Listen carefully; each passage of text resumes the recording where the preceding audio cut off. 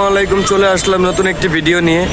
আসলে সেই পুরনো ঐতিহ্যর গোলাপবাগ মাঠে নতুন করে এই বছর 2026 সালে মেলা চলতেছে, সেখানে বিশাল প্রস্তুতি নেওয়া হচ্ছে। আসলে এই গোলাপবাগ মাঠের অনেক ইতিহাস আছে, আমাদের সেই পুরনো ছোটোবেলার সে ঐতিহ্য আবার ধরে রাখার জন্য এই বছর 2026 সালে আবার মেলার আয়োজন করা হয়েছে। আমি দেখাতে পারছি কিনা, যে আমার পিছে এখন বাঁশ গাড়া হয়েছে, হয়তো ঈদের ভিতর দোকানপাট বসে যাবে।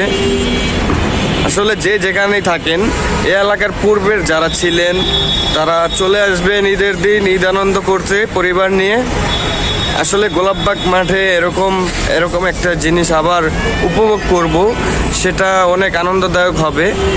আসলে এখন গোলাপবাগ মাঠের পরিস্থিতি অনেকটা উন্নত হয়ে গেছে, এখন এটা পুরো পরিপূর্ণ খেলাধুলার একটা মাঠ। এখানে বিভিন্ন জায়গার থেকে মানুষ খেলাধুলা করতে আসে।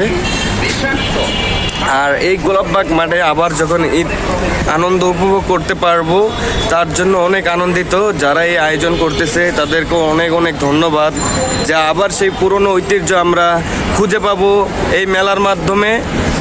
আসলে তেমন একটা মনে হবে না, কারণ এখানে মাঠের মেলা করতে গেলে বিশালভাবে মাঠের সৌন্দর্য নষ্ট হয়ে যাবে। সে কারণে সামথিং আশেপাশের কিছু জায়গায় মানে পুরনো সেই ঐতিহ্য ধরে রাখার জন্য এই মেলাটির আয়োজন করা হয়েছে।